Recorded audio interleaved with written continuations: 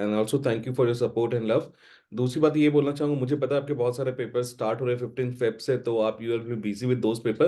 Then also I will request you, दिन में कम से कम 15 या 10 मिनट निकालो जो मैथ्स को जरूर देना, ठीक है। नॉर्मली क्या होता है, जब आपका मैथ का पेपर आएगा तो उस समय तक आप नॉर्मली मैथ की प्रैक्टिस छोड़े हुए करीबन 10 to 15 डेज हो जाएंगे, मोर देन 15 डेज होंगे, ठीक है। उस समय चीजें ब्लैंक हो जाती है। तो हर दिन कम से कम फॉर्मूला ही रिवाइज कर लो, ठीक है। कभी भी दिन में जब भी आपको टाइम मिले, जब भी प्रिपरेशन से टाइम मिलता है, just to switch the mind, आप फॉर्मूला रिवाइज कर लिया करो, ठीक है। So without wasting the time let's start the solving this paper. This is a mathematics standard paper, ऐसा कुछ नहीं एमसीक्यू के पार्ट में, स्टैंडर्ड बेसिक समथिंग सेम ही है, कोई फर्क नहीं पड़ता, ठीक है। चलो अब नेक्स्ट पार्ट पाते हैं, फर्स्ट क्वेश्चन क्लियर करते हैं। यहाँ पे ये रहा फर्स्ट क्वेश्चन, क्या है हमारा, बेसिकली है क्वाड्रेटिक इक्वेशन से, ठीक है। यहाँ पे ये क्या बोल रहा है, फाइंड द वैल्यू ऑफ के, हमें के का वैल्यू फाइंड आउट करना है, ठीक है। For which the equation is this has real and equal root. Equal root कब होता है, when d is equal to 0 and we know the formula of d is that is equal to b square minus 4ac, और ये किसके equal होगा, zero का। Problem क्या है, हमें पता होना चाहिए what is a what is b। तो यहाँ पे 4 क्या है, that is equal to a, k क्या है, that is equal to b, और 9 क्या है, that is equal to c। फटाफट यहाँ पे पुट करो, ये रहा के स्क्वायर माइनस 4, ए की जगह पे क्या लिखेंगे हम, अगेन 4 लिखेंगे, और सी की जगह पे हम यहाँ पे 9 लिखेंगे, ठीक है। That is equal to 0। आप इसे मल्टीप्लाई करोगे तो k square minus it will be 16 into 4, that will be equal to 144, that is equal to 0। So k square is equal to 144, और k will be equal to root under 144, ठीक है। और 144 का root क्या होता है, 12। हमें से याद रखना के की वैल्यू जब रूट से बाहर आती है तो पॉजिटिव और नेगेटिव दोनों होते हैं। तो करेक्ट आंसर क्या है, दैट इज इक्वल टू +-12, ठीक है। Now come to the question number 2। अगर हम क्वेश्चन नंबर 2 पे आते हैं, यहाँ पे क्या है, the distance between the point this from the x axis. Normally मैं चलो इस डेटा को प्लॉट करता हूँ, ये इंपॉर्टेंट क्वेश्चन है। इसे दो तरीके से कर सकते हैं, एक तो अगर मान लो क्लियरिटी नहीं है तो भी मैं बताऊंगा। सपोज करो 4 और 7 इस जगह पे है, it will be somewhere like this, ठीक है। ये रहा 4, 7, तो ये इसे यहाँ पे कनेक्ट कर लो, और इसे मैंने यहाँ से कनेक्ट कर लिया, ठीक है। तो ये पॉइंट यहाँ पे क्या है, 7 है, और ये यहाँ पे 4 है। अब क्या पूछा, distance of the point from the x axis. ये है मेरा एक्स एक्सिस, ये जो मैं ग्रीन कलर से आपको पार्ट शेड कर रहा हूँ, ये एक्स एक्सिस है। तो इसका पॉइंट का डिस्टेंस यहाँ से यहाँ तक देखो क्या है, which is equal to this one, और ये क्या है, 7 यूनिट के इक्वल है। नॉर्मली याद रखना, अगर आपसे पूछे वाई एक्सिस का डिस्टेंस, तो एक्स वाला पार्ट आप लिखोगे, एक्स एक्सिस का पूछे तो वाई वाला पार्ट लिखोगे, अगर आपको इतना क्लियर नहीं है तो, ठीक है। ऐसे तरीका यही है करने का। Now come to the question number 3 पे आते हैं। In a family of 2 children, दो चिल्ड्रेन है, the probability of at least one girl. Actually ये क्वेश्चन देखो, चिल्ड्रेन क्या होते हैं, बॉयज और गर्ल, यही हो सकता है। मतलब यहाँ पे दो कॉइन से कंपेयर करो, इससे किससे कंपेयर हो, कॉइन से, हेड और टेल, क्लियर है। तो उसी तरह से आउटकम भी लिखोगे। मैंने क्या लिखा, बॉयज एंड बॉयज, या फिर बॉयज और गर्ल होने के चांसेस, या गर्ल पहले बॉयज बाद में, या फिर दोनों ही गर्ल होंगे, क्लियर है। ये हो गया टोटल आउटकम, हमारे पास क्या आ गया, 4, ठीक है। Now we need to find the probability of at least, का मतलब समझना क्या होता है, कम से कम, एटलीस्ट वन गर्ल, कम से कम एक गर्ल। अगर if have more than one ना, तो भी you will take care of that, okay. तो यहाँ पे क्या है, एटलीस्ट वन गर्ल की बात करें तो इसमें आउटकम कौन कौन से होंगे, सबसे पहले एक ये लेंगे, एक गर्ल है यहाँ पे, एक गर्ल है, ठीक है। और मैंने क्या बोला, एक गर्ल से अगर ज्यादा है तो भी हम उसे देखें, कंसीडर करेंगे, इस वाले पार्ट को भी लेंगे, ठीक है। तो यहाँ पे देखो फेवरेबल आउटकम कितने हो गए, 3, ठीक है। प्रोबेबिलिटी क्या होता है, प्रोबेबिलिटी हमारे पास, प्रोबेबिलिटी ऑफ इवेंट यहाँ पे क्या हो जाएगा, फेवरेबल आउटकम 3 है, टोटल आउटकम क्या है, दैट इज इक्वल टू 4। तो आंसर क्या आ गया, सिंपल। आपको लग रहा है ये स्टैंडर्ड का क्वेश्चन है, तो ऐसा कुछ भी नहीं है। एमसीक्यू केस में more than 80% that will similar for both standard and basic, even जो अदर स्टेट्स बोर्ड भी दे रहे हो ना, उनके लिए भी सेम रहेगा। Now come to the question number 4, ठीक है। अब अगर हम क्वेश्चन नंबर 4 पे देखते हैं, तो यहाँ पे क्या है, the condition for which the pair of equation this and this represent parallel line. अब हम पे कंडीशन आपको पता है, if they are parallel line ना, that means a1/a2 will be equal to b1/b2 and not equal to c1/c2 होता है, ठीक है। ये कंडीशन है पैरेलल लाइन का। तो यहाँ पे a1 क्या है, दैट इज a2 क्या है upon 3, which will be equal to b1 क्या है 2, एंड b2 क्या है again b, that is not equal to 7/16, clear है। अब इनमें से देखो कौन सा चीज यहाँ पे इक्वल हो रहा है, ठीक है। तो मैं अगर ध्यान से देखूं, अगर मैं क्रॉस मल्टीप्लाई करता हूं, तो मैं ऐसे लिख सकता हूं ए बी किसके equal? अगर इन दोनों को मैं कंसीडर करता हूं, तो सिर्फ क्लियर दिख रहा है कि A B will be equal to 6, clear है। क्योंकि यहाँ पे देखो किस में से कौन सा एक पार्ट है, ये वाला पार्ट आ रहा है, ठीक है। 7/16 करूंगा तो एक को ही कंपेयर कर पाऊंगा, दोनों को नहीं करूंगा, उसमें नॉट इक्वल टू आएगा, ठीक है, क्योंकि यहाँ पे इक्वल टू सारे ऑप्शंस में देखो इक्वल टू है, तो हमने इन दोनों को ही कंसीडर किया, ठीक है। क्रॉस मल्टीप्लाई कर दो, a into B that is equal to A B, 3 into 2 that is equal to 6, तो ये रहा ऑप्शन। इतने सिंपल क्वेश्चन आते हैं एग्जाम में, ठीक है। Now come to the question number 5। 5 number question again देखो कहां से आया, आप उसे क्वाड्रेटिक भी समझ सकते हो और पॉलिनोमियल भी समझ सकते हो, ठीक है। Where we need to find the zeros of this polynomial. हमें क्या दे रखा है, 3x² plus 11x minus 4 equal to 0। अगर आप मिडिल टर्म में बहुत अच्छे हो, अच्छी बात है, नहीं हो तो आप डायरेक्ट क्वाड्रेटिक फॉर्मूला से भी इसको फाइंड आउट कर सकते हो, ठीक है। हमें क्या करना है, इन दोनों का प्रोडक्ट लेना है। ये रहा 3 और 4 को मैं क्या लिख सकता हूँ, 2 इंटू 2, ठीक है। इस तरह से मैंने इसको रिप्रेजेंट कर लिया। अगर आप समझो तो 4 इंटू 3 क्या हो गया, 12। इसको प्राइम फैक्टराइज किया तो ये पार्ट है। अब मुझे इन 3 डिजिट से ऐसे नंबर बनाना है कि यहाँ पे पॉजिटिव 11 आए और मल्टीप्लाई करने पे 3 इंटू 4 दैट इज -12 है, ठीक है। तो मैंने यहाँ पे क्या लिया, आप देखो क्या लिख सकते हैं, 3 2 जा 6, 6 2 जा 12। हाँ यहाँ पे दिक्कत है, मैंने क्या किया, 3 को एक बार और प्राइम फैक्टराइज किया 3 से, तो यहाँ पे 1 आ गया। अब इस केस में ऐसा भी यूज करना पड़ेगा आपको, ठीक है। तो 3 2 जा 6, 6 2 जा 12, मैंने +12 लिया और -1 लिया। देखो यहाँ पे क्या आया, माइनस +11, ये पार्ट सेटिस्फाई हो गया। 12 इंटू -1 -12, तो ये पार्ट भी सेटिस्फाई हो गया। तो we can write at 3x² plus 12x minus x minus 4 equal to 0। Now take the common from here, मैंने 3x कॉमन ले लिया, तो it will be x plus 4। यहाँ पे -1 कॉमन ले लो, it will be x plus 4, ठीक है। नीचे वाला पार्ट में इरेज कर देता हूँ, ठीक है। अब यहाँ पे देखो इस केस में कॉमन क्या आ रहा है, x+4 कॉमन आया और यहाँ पे 3x-1 रिमेनिंग रह गया। एक का करके से 0 से इक्वेट कर लो, so it will be equal to -4 और 3x-1 equal to 0। So 3x is equal to 1, x is equal to 1/3। तो अपने पास -4 और 1/3 है। चेक कर लो कहाँ पे है, पहले तो क्या चेक करना, -4 ये रहा इन दोनों केस में, और 1/3 पॉजिटिव का ये रहा इस वाले केस में। तो option C is the correct answer, ठीक है। नाउ नेक्स्ट क्वेश्चन हमारा कहां से, it is from the trigonometry.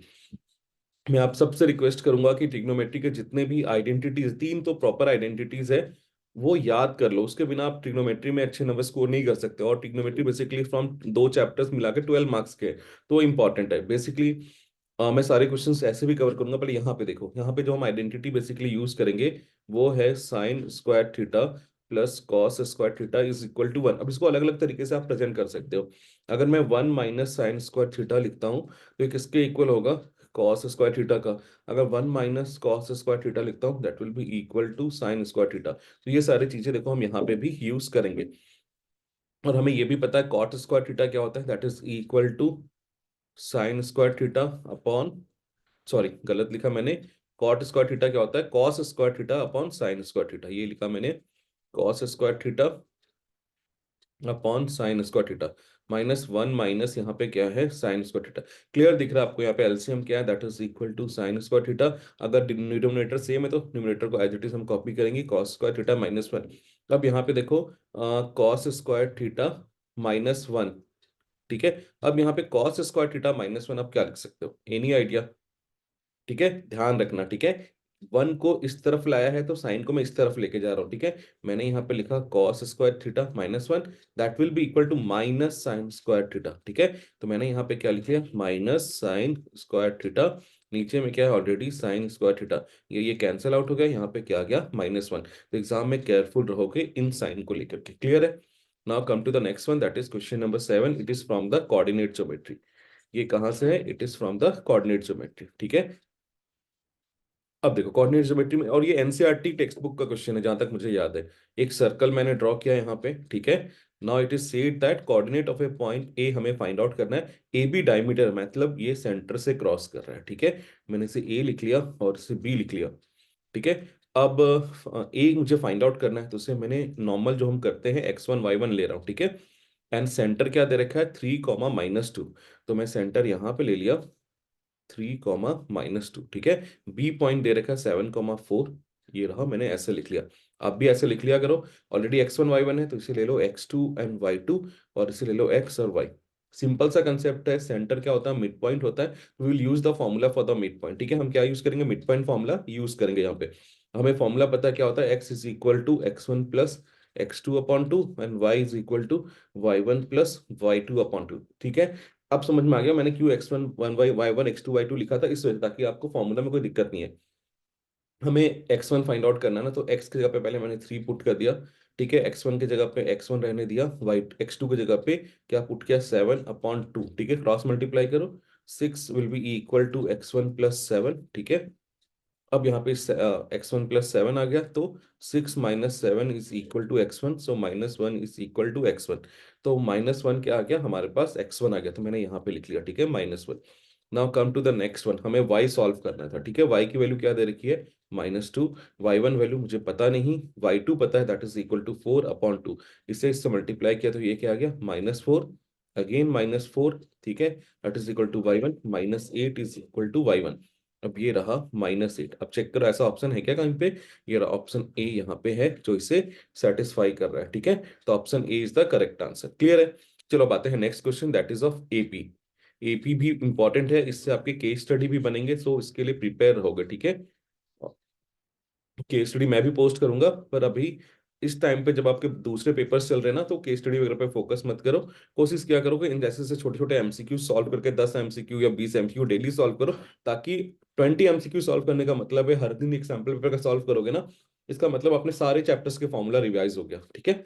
चलो आते हैं यहाँ पे क्या दे रखा है, if x 2x+9 4x+3 are the 3 consecutive term of AP. तो मैंने इसको क्या ले लिया, a1, इसको ले लिया a2, इसको ले लिया a3।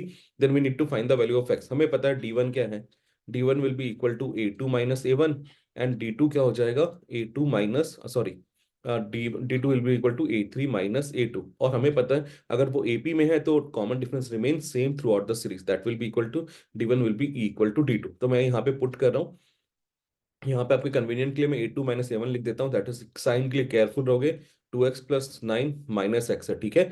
और a3 माइनस a2 क्या है, a3 क्या है, 4x+3, प्लीज केयरफुल रहोगे साइन के साथ, 2x+9, बेटर है कि आप ब्रैकेट यूज कर लो। अब हम क्या कर रहे हैं, d1 अपॉन, मैं आपको d2 लिख के दिखा रहा हूँ। तो d1 क्या होगा, 2x minus x, that will be equal to x, बचा क्या यहाँ पे 9। अब मैं यहाँ पे ब्रैकेट ओपन कर रहा हूँ आपके सामने, 4x+3। अब जब मैं ब्रैकेट ओपन किया तो देखो क्या है, minus and plus 2x, that is equal to -2x plus minus again -9, यहाँ पे केयरफुल रहना है। So x+9 will be equal to 4x - 2x, ये आ गया यहाँ पे 2x, 9 3 और -9, दैट इज इक्वल टू -6। तो बेटर है कि साइन के लफड़े से बचने के लिए मैं इसे इधर ले आ रहा हूँ। 9+6 equal to 2x - x, so 15 is equal to x। हमें तो x फाइंड आउट करना है, और ये रहा x का value, that is option D. यहाँ पे आप इस तरीके से भी इसको सॉल्व कर सकते हो। चलो आते हैं क्वेश्चन नंबर 9 पे, ठीक है। ये क्वेश्चन है height and distance, that is application of trigonometry से। The height of the tower is 20 metre, ये लो मैंने हाइट बना लिया, that is equal to 20 metre, ठीक है। Length of the shadow, shadow कहीं यहाँ पे आ रहा होगा, ठीक है, is on the ground, and altitude angle of elevation, sun का एल्टीट्यूड एंगल क्या दे रखा है, that is equal to 60 degree, ये रहा, ठीक है। अगर मैं यहां से देख रहा हूँ, that mean this is perpendicular, this one is base and this one is hypotenuse, ठीक है। हमें पता है पंडित बद्री प्रसाद हर हर बोले, ठीक है। अब इस आपके अलग अलग तरीके हो सकते हैं। अब यहाँ पे देखो हमें क्या करना है, शैडो फाइंड आउट करना, पी और बी किससे रिलेटेड है, इस वाले पार्ट से। यहाँ पे हम क्या यूज करते हैं, टैन, ठीक है। तो मैंने डायरेक्टली लिखा tan theta is equal to P upon B. Tan की वैल्यू क्या है, दैट इज 60 डिग्री, मैंने यहाँ पे लिखा टैन 60 डिग्री, ठीक है। पी की वैल्यू क्या है 20, बी मुझे नहीं पता, फाइंड आउट करना है। ये रहा tan 60 क्या होता है, that is equal to √3 20 upon B. तो बी की वैल्यू क्रॉस मल्टीप्लाई कर लो, √3 B is equal to 20, B is equal to 20 upon √3। है क्या कोई ऐसा ऑप्शन, ये रहा 20/√3 मीटर। तो इस तरह से इसे सॉल्व करोगे, ठीक है। 10 नंबर क्वेश्चन बहुत इजी है, that is the concept of basic proportionality theorem, ठीक है। चलो उस पर डील करते हैं। ऐसे क्वेश्चन आ जाए तो मजा ही है, कोई दिक्कत ही नहीं है हमें, ठीक है। अब इस वाले पार्ट में देखो हमें क्या बता रखा है, in a given figure D is parallel to BC, ये इसके पैरेलल दे रखा है, ठीक है। And all the measurement are, हमें पता है अगर डी पैरेलल टू बीसी है, that means A D upon D B will be equal to A upon E C. कहाँ से, from BPT, basic proportionality theorem से। इतना लिखने की रिक्वायरमेंट नहीं है, बस समझाने के लिए बता रहा हूँ, ठीक है। Now will plug in the all the values, so 3/4 will be equal to A upon 3, ठीक है। क्रॉस मल्टीप्लाई कर लो, सो एक ही करना है cross multiply, that is 9/4 will be equal to a, ठीक है। इसको अगर मैं डिवाइड करूं तो ये रहा 2 टाइम्स, फिर अगेन 2 टाइम्स एंड 5, ए की वैल्यू क्या आ गई, 2.25, क्लियर है। अब आते हैं अगेन, देखो हाइट एंड डिस्टेंस, एक और बोनांजा हमें मिल गया हाइट एंड डिस्टेंस का जैसा क्वेश्चन है, पर ये क्वेश्चन इजी है, ठीक है, लग ही नहीं रहा है कि हम बेसिक का पेपर सॉल्व कर रहे हैं, स्टैंडर्ड सॉल्व कर रहे हैं। अ वर्टिकल पोल पर, ये क्वेश्चन थोड़ा ट्रिकी है। A vertical pole of 10 metre long cast sort of 5 metre, ये एक वर्टिकल पोल है जो 10 मीटर का है, ठीक है, इसका यहाँ पे शैडो बनता है दैट इज ऑफ 5 मीटर, ठीक है, ये रहा at the ground. At the same time एक और कोई टावर है यहाँ पे that cast the shadow of 2.5 metre, ये रहा 12.5 मीटर का शैडो कास्ट कर रहा है, ठीक है। तो we need to find the height of the, मुझे एच फाइंड आउट करना है। अब प्रॉब्लम क्या है, मेरे पास ये एंगल ही नहीं है, तो मुझे ये साफ दिख रहा है इस एंगल से रिलेटेड यहाँ पे परपेंडिकुलर है और यहाँ पे बेस है। हमें पता है पंडित बद्री प्रसाद हर हर बोले, तो पी और बी किससे रिलेटेड है, टैन थीटा से रिलेटेड है, तो मैंने डायरेक्टली लिखा tan theta is equal to perpendicular upon base ना। सो टैन थीटा की वैल्यू यहां से आ गई 10/5, कैंसिल किया 2, तो टैन थीटा की वैल्यू क्या आ गई, दैट इज इक्वल टू 2। यहाँ पे ऐसे रहने दो, ठीक है। अब इस वाले डायग्राम सेम टाइम की बात है तो वहां पे एलिवेशन सेम होगा, ठीक है। तो इस केस में यहाँ पे मैंने यहाँ पे थीटा ले लिया, अब यहाँ पे सॉल्व करो सेम, ये परपेंडिकुलर और ये बेस है, ठीक है, तो मैंने लिखा tan theta is equal to H upon, क्योंकि यहाँ पे परपेंडिकुलर क्या है एच और बेस क्या है 12.5। टैन थीटा की वैल्यू देखो यहाँ से कॉपी कर लो, दैट इज इक्वल टू 2, यहाँ पे क्या दे रखा है हमें 2 गिवन है, 2h/12.5, इसे मल्टीप्लाई कर लो, h is equal to 2 × 12.5, so h will be equal to 25, ये रहा 25। अब यहाँ पे चेक करो ऑप्शन में कहीं पे दे रखा है क्या 25, या option C is the correct answer, ठीक है। Now come to question number 12, इसी तरह हम क्वेश्चन नंबर 12 पे आते हैं, ठीक है। It's a question based on the empirical formula, और अक्सर हमने देखा लास्ट पेपर में भी देखा एम्पेरिकल फॉर्मूला से क्वेश्चन पुट किया गया था। होता क्या एम्पेरिकल फॉर्मूला हमें पता होना चाहिए, mode is equal to 3 median -2 mean, ये होता है, ठीक है। या कभी कभी हमें कंफ्यूजन होता है 3 मीडियन के साथ है या मीन के साथ है, इसमें से देख लो अल्फाबेटिकली कौन सा बड़ा है, मीडियन है, सो 3 will go with the bigger one, 2 with the go with the mean because वहां पे छोटा है, ठीक है। आपके अलग अलग तरीके हो सकते हैं याद करने के। हमें गिवन क्या है, मीन गिवन है 7.2, तो मैंने यहाँ पे लिख लिया 2 × 7.2, माइनस का साइन है। मीडियन क्या गिवन है 7.1, तो मैंने लिखा 3 × 7.1, और ये किसके इक्वल होगा, that is equal to mode. फटाफट मल्टीप्लाई कर लो, ये रहा 3.21.3 माइनस ये रहा 4 और ये 1 4। अगर आप ऐसे सब्ट्रैक्ट नहीं कर सकते तो आप ऐसे लिख लो, 21.3 और ये 14.4 कैरी किया तो ये क्या हो गया 13, बच्चों से कर लेते हैं तो ये क्या आ जाएगा 9, ठीक है। यहाँ पे 0 हो गया था, फिर कैरी किया तो ये क्या हो गया 10 में से 4 गया 6, 6.9, इधर तो 0 है, कहाँ है 6.9, option D is the correct answer, ठीक है। चलो आते हैं क्वेश्चन नंबर 13 पे।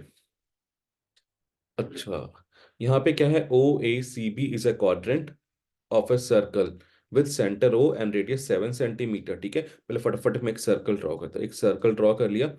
ओ ए सी बी एक क्वाड्रेंट, क्वाड्रेंट मतलब that divide the circle into 4 equal part, और उस केस में थीटा क्या होता है 90 डिग्री होता है, ठीक है। ये रहा, मैंने इसको क्वाड्रेंट समझ लो, आपको यहां से समझ में आ जाएगा, ठीक है। इसे मैंने ओ नाम दे दिया, इसे ए, ये वाला पॉइंट सी है and this is B, clear है।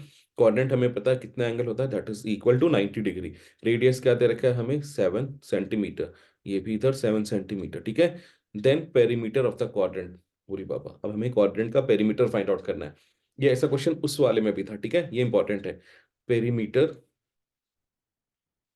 पेरीमीटर समझो होगा क्या, पेरीमीटर होगा एओ प्लस ओ बी, ठीक है, प्लस ये जो आर्क बन रहा है जो मैं रेड कलर से हाईलाइट किया, plus arc A C P, इसको आप इस तरह से डिनोट कर सकते हैं। एओ क्या है 7, ओ बी क्या है ये भी 7 है, हमें A C B find out करना है, ठीक है। तो लेंथ ऑफ आर्क का फॉर्मूला यहाँ लगेगा, length of arc is equal to theta upon 360, arc circumference से रिलेटेड है, so you will write 2πr, ठीक है।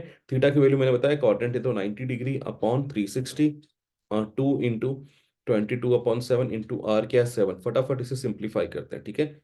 ये 1 टाइम्स में और ये 4 टाइम्स में, ठीक है। 7 से 7 कैंसिल, 2 1 जा एंड 2 2 जा, अगेन 1 टाइम्स में, और ये 11, कुछ बचा नहीं बचा, दैट इज इक्वल टू यहाँ पे 11 ही है, ठीक है।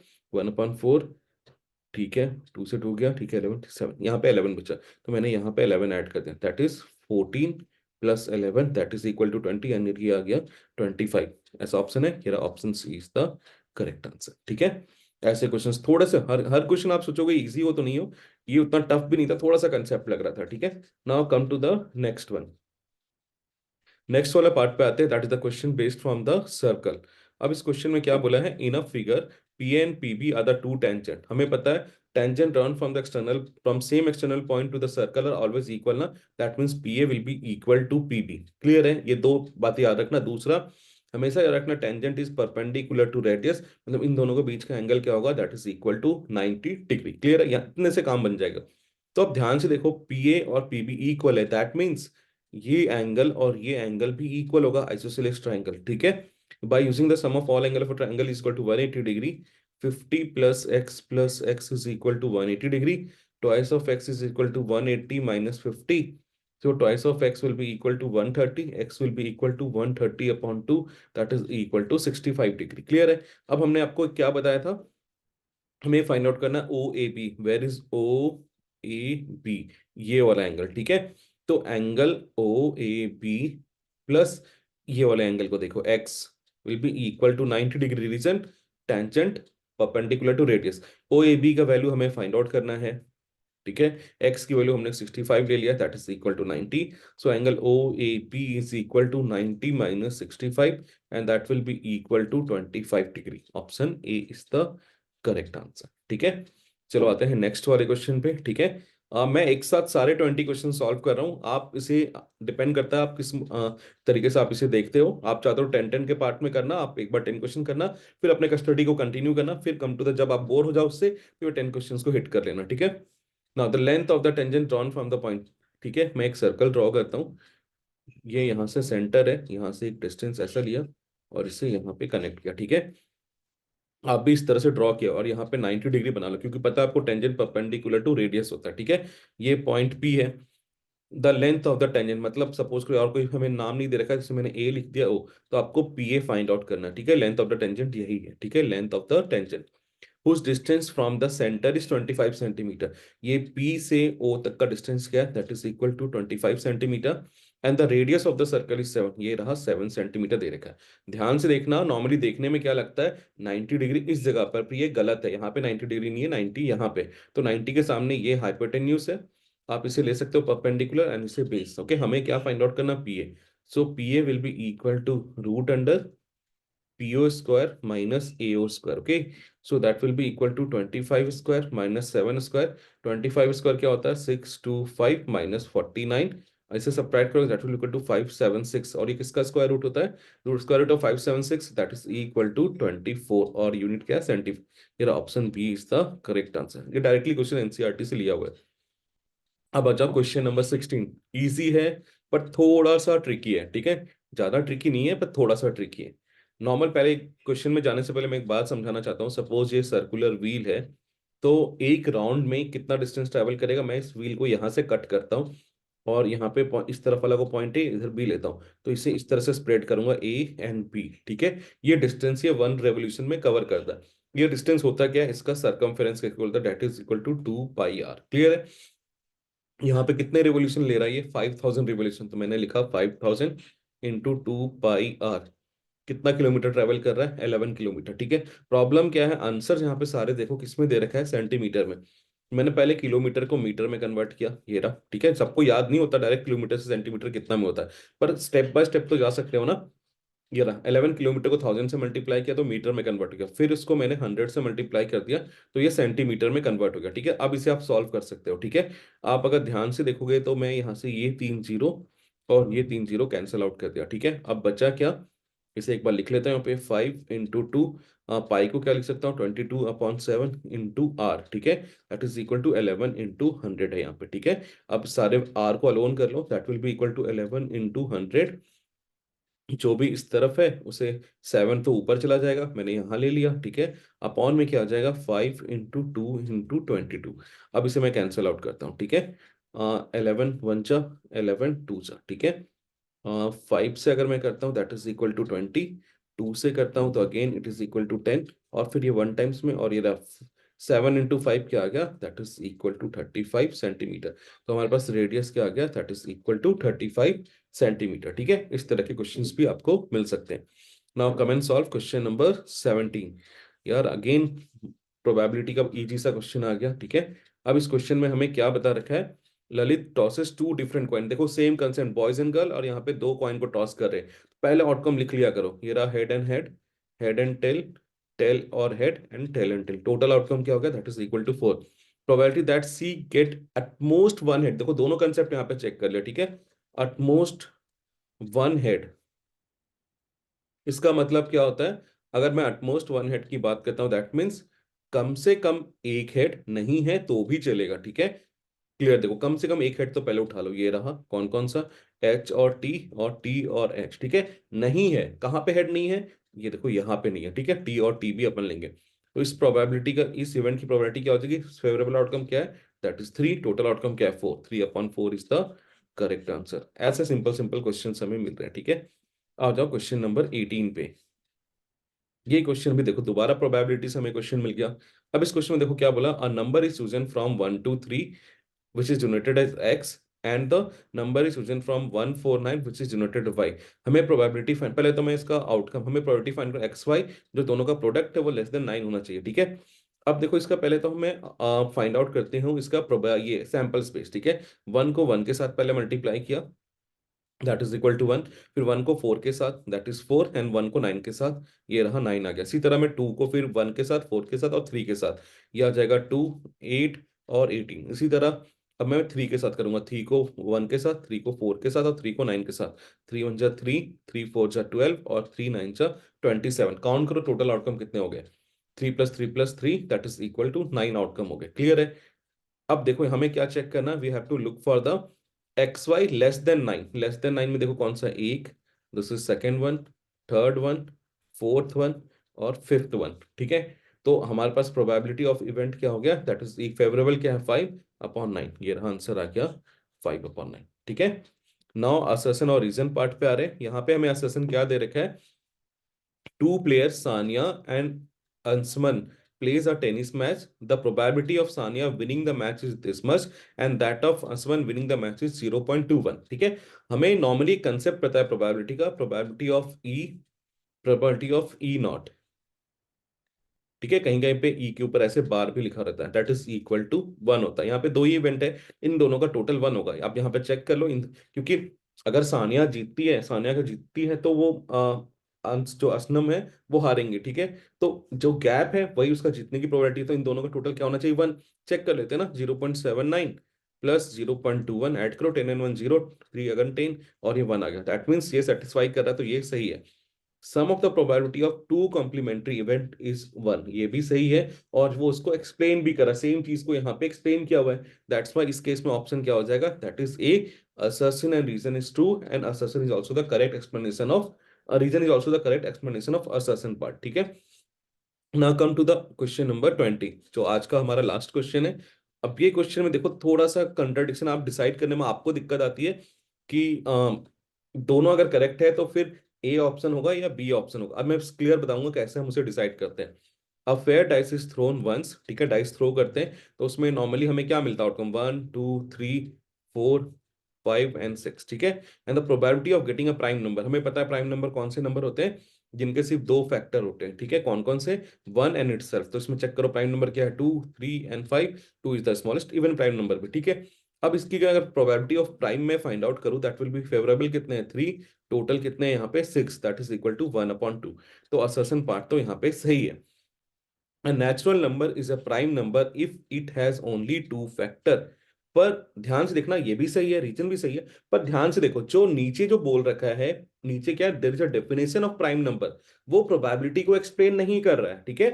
तो असर्शन भी ट्रू है, रीजन भी ट्रू है, पर रीजन क्या कर रहा है, प्राइम को डिफाइन कर रहा है, it is not relating the prime number with the probability. Clear है, दैट्स व्हाई आर क्या है, एक्सप्लेन नहीं कर रहा है को। इस केस में आपका ऑप्शन क्या हो जाएगा, बी। हमेशा चेक करना, पहला केस आप चेक करोगे ए सही है या आर सही है, अगर दोनों सही है ना तो then you will look for the reason, कि रीजन क्या ऊपर वाले पार्ट को एक्सप्लेन कर रहा है, सिर्फ डिफाइन करने को एक्सप्लेन करना नहीं बोलते हैं, ठीक है। थ्योरम अगर होता है यहाँ पे, जैसे हमने ऊपर में कुछ बेसिक प्रोपोर्शनैलिटी का कुछ क्वेश्चन सॉल्व कर रखा है, नीचे उसी का थ्योरम दे रखा है, तो वो उसको एक्सप्लेन कर रहा है, ठीक है। पर यहाँ पे टोटली डिफरेंट है, देखो दोनों का कोई रिलेशन ही नहीं प्रोबेबिलिटी से, दोनों कनेक्टेड है पर they are not related to the probability, ठीक है। इस वजह से यहाँ पे ऑप्शन बी है। So that's all for today's, ठीक है। इसे सॉल्व करना, पर अपने जो रेगुलर सब्जेक्ट्स की पढ़ाई उसको हैम्पर नहीं करोगे, ओके। उससे जब टाइम निकालो तभी इन क्वेश्चंस को सॉल्व करना। Okay, bye bye, take care and keep learning.